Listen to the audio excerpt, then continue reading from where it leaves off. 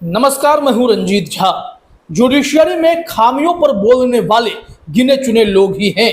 जैसे पार्लियामेंट में बंगाल से टीएमसी सांसद महुआ मोइत्रा ने जिस बेबाकी से जुडिशियरी की पोल पट्टी खोली थी, उसकी गूंज आज भी सुनाई पड़ती है। उन्होंने अपने फैक्ट्स के साथ यह डंके की चोट पर कहा था कि जुडिशियरी में कुछ जज पदों की लालसा में सत्ता हितैषी बने फिर रहे हैं और उन्होंने कई ऐसे मामले भी बता डाले थे। हमने उस पर रिपोर्ट भी की थी जिसे लाखों लोगों ने पसंद भी किया था। फिर लगता है कि और कौन है जो जुडिशियरी पर इतनी बेबाकी से जजों को भरदम सुना सकता है। तो एक और ऐसा चेहरा सामने आया है।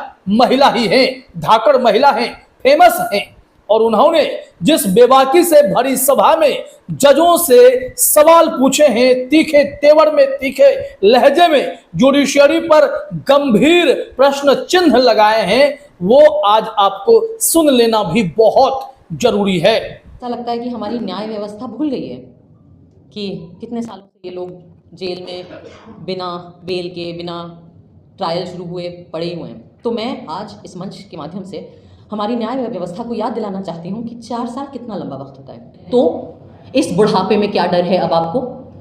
अब क्या लालच है आपके अंदर? क्या चाहिए आपको? यूं तो जज जब रिटायर होते हैं तो फिर बड़ी बड़ी बातें करने पहुंच जाते हैं, बड़े बड़े इंटरव्यू देंगे और वहां जुडिशियरी की खामियों पर बात करते हैं। और कुछ सिटिंग जज जो सेमिनार में, इवेंट्स में जाते हैं, वो भी सिविल राइट्स पर खुलकर बात करेंगे, संविधान, मौलिक अधिकारों पर बड़ी बड़ी बातें करते नजर आएंगे। लेकिन जब वही जज बेंच में होते हैं तब उनके सुर, तेवर, रंग, अंदाज सब जुदा होते हैं, सब बदले बदले दिखाई पड़ते हैं। सबके नहीं, कुछ जजों के। अब ऐसे में स्वरा भास्कर, जो काफी प्रसिद्ध भी हैं, एक्ट्रेस हैं, उन्होंने एक सभा में जजों से जो सवाल पूछे हैं वो आज आपको जान लेना जरूरी है। बात सिर्फ इतनी ही नहीं होगी कि स्वरा भास्कर ने क्या कहा, बात यह भी होगी कि जिस मुद्दे पर वो बोलने के लिए आई थी उसमें जुडिशियरी का रंग क्या है, दिल्ली हाईकोर्ट ने क्या किया है। और इस वक्त जब केंद्र सरकार ने सीजेआई डीवाई चंद्रचूड़ से कहा कि आपने जिन जजों के नाम हमारे पास भेजे थे चीफ जस्टिस के लिए, उसमें कुछ जजों पर मुझे सेंसिटिव फैक्ट्स मिले और जानकारियां इतनी संवेदनशील है कि उसे सार्वजनिक भी नहीं कर सकते। तो फिर कॉलेजियम ने 3-4 जजों के फिर से पोजीशंस चेंज कर दिए कि पहले जहां उन्हें भेजना था एज अ चीफ जस्टिस, अब उन्होंने उनके लोकेशंस, उनके कोर्ट्स चेंज करके फिर से सिफारिशें भेजी हैं। उसी में से एक जज हैं जो उमर खालिद जैसे लोगों के केस से जुड़े हुए हैं। उस पर द वायर के एक धाकड़ रिपोर्टर सौरभ दास ने जबरदस्त जानकारी हासिल की है और वो लोगों के सामने इस वक्त हम रखेंगे भी। लेकिन उससे पहले जरा स्वरा भास्कर को सुन लेते हैं। उन्होंने जजों से पूछा है कि भाई आपको किस बात का डर है? आप जब हाई कोर्ट या सुप्रीम कोर्ट में एलिवेट होते हो तब तक आप 50-60 साल के हो चुके होते हो, बच्चे सेटल्ड हो चुके होते हैं, फिर किस बात का डर लगता है? क्यों आपको पद चाहिए रिटायरमेंट के बाद? आज ये सवाल पूछना चाहती हूँ अपने न्याय व्यवस्था से कि क्यों, क्या डर है आपको? आपको किस चीज़ का डर है? आम नागरिक को तो जेल का डर होता है, पिटाई का डर होता है, मुसलमान तो कहीं पे भी पिट जाते हैं बेचारे इस देश में, दलित कहीं पे भी पिट जाते हैं इस देश में। हम लोगों को भी डर लग सकता है कि काम नहीं मिलेगा, कॉमेडी के शोज नहीं मिलेंगे, फिल्में बंद हो जाएंगी, जिनके बच्चे हैं छोटे छोटे उनको अलग अलग किस्म के डर लगते हैं। आपको क्या डर लगता है? आपके पास तो पूरा तंत्र है, आपके पास तो सारी सरकारी तंत्र है। जब तक आप इन बड़े बड़े सुप्रीम कोर्ट, हाई कोर्ट तक पहुंच जाते हो, आप 60 साल 50 साल के ऊपर होते होंगे, आपके तो बच्चे भी बड़े हो गए होंगे, अच्छी महंगी महंगी कॉलेजेस में आप उन्हें पढ़ाते हैं, बाहर भेजते हैं, यूनिवर्सिटीज़ में वो भी सेटल हो जाते हैं, उनकी शादियाँ हो जाती हैं, उनके भी बच्चे होते हैं। तो इस बुढ़ापे में क्या डर है अब आपको? अब क्या लालच है आपके अंदर? क्या चाहिए आपको? हाँ, क्या ज़रूरत है? गवर्नर पोस्ट चाहिए, राज्यसभा जाना है, इतनी आपके अंदर लालच है कि आप महज आपका काम आपसे करने को हम मांग रहे हैं, वो आपसे नहीं हो रहा है। तो सुन लिया आपने। अब तो यह स्वरा भास्कर ने गंभीर सवाल खड़े किए, उन्होंने कुछ पॉइंट्स भी दिए। एक अमित शर्मा हैं जो दिल्ली हाई कोर्ट में जज थे, उमर खालिद के केस से खुद को अलग कर लिया था, जिसके चलते स्वरा भास्कर ने उस सभा में जमकर अपनी बातें रखी। उन्होंने कहा, मैं हिंदू हूं, इस वजह से मैं बच गई, मुस्लिम होती तो शायद मैं भी आज जेल में होती।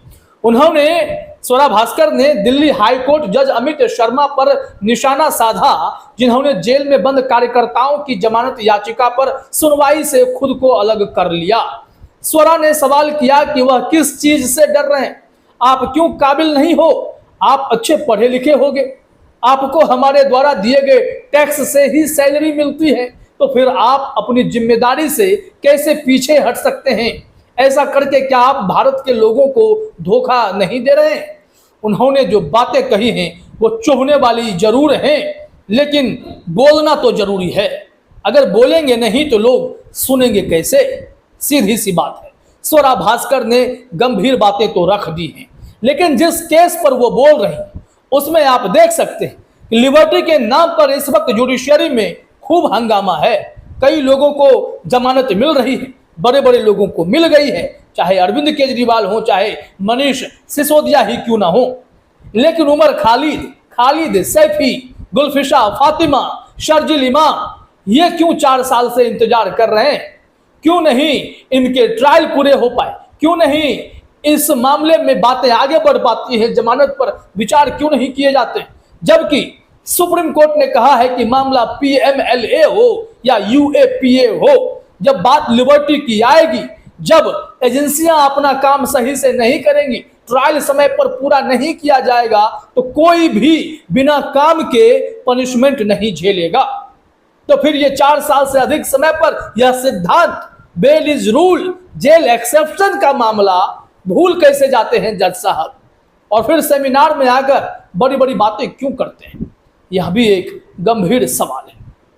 अब यहां पर जो मुद्दा उठा कि जजों के फेरबदल किए गए, और आप जानते हैं सेंसिटिव फैक्ट्स के आधार पर ही कहा गया कॉलेजियम को कि आपको विचार करना पड़ेगा। तो एक जज सुरेश कुमार कैत को लेकर हमने कल भी एक रिपोर्टिंग की थी कि सुरेश कुमार कैत पर बड़ी जानकारी मिली। वही उमर खालिद के केस से इस वक्त जुड़े हुए हैं, और ऐसे जज जो किसी निष्कर्ष पर नहीं पहुंच पाते, उन्हें एलिवेट कर दिया जाना कहां तक सही है? यह एक गंभीर सवाल है। अब इस मामले में द वायर के रिपोर्टर सौरभ दास ने क्या जानकारी इकट्ठा की है, वो हम आपको अभी बताने वाले हैं। जरा अपने स्क्रीन पर सौरभ दास के इस ट्वीट को देखिए। सौरभ दास ने लिखा है, दिल्ली दंगों की बड़ी साजिश के मामले में उमर खालिद और अन्य आरोपी व्यक्तियों की जमानत याचिकाएं दिल्ली उच्च न्यायालय में न्यायमूर्ति सुरेश कुमार कैत की अगुवाई वाली पीठ के समक्ष लंबित हैं।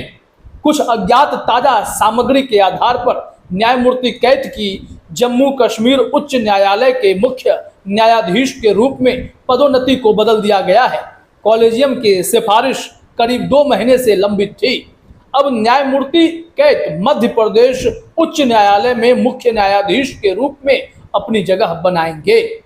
इसका अनिवार्य रूप से मतलब यह है कि उमर और अन्य की जमानत याचिकाओं पर सुनवाई करने वाली बेंच खत्म हो जाएगी और एक नई बेंच को उनके सभी मामलों की सुनवाई करनी होगी। अब देखिए, जरा सोचिए, दोबारा ऐसा कुछ होगा। अब न्यायमूर्ति कैत की पीठ ने दोनों पक्षों को सुना भी था और अभी भी इनमें से कुछ अभियुक्तों की जमानत याचिकाओं पर निर्णय तक नहीं सुनाया था। दोनों पक्षों की दलीलें पूरी होने के बावजूद जमानत याचिकाओं को फैसले के लिए लंबित रखना क्या बताता है? जब कॉलेजियम ने न्यायमूर्ति कैत को मुख्य न्यायाधीश के रूप में पदोन्नत करने की सिफारिश की, तो क्या उसने इस आचरण पर ध्यान नहीं दिया जो प्राकृतिक न्याय और जमानत न्याय शास्त्र के सभी सिद्धांतों के सख्त खिलाफ है? यदि हाँ, तो क्या स्पष्टीकरण मांगा गया? यदि नहीं, तो क्यों नहीं? और यदि हाँ, तो स्पष्टीकरण क्या था? इसका जवाब देना पड़ेगा।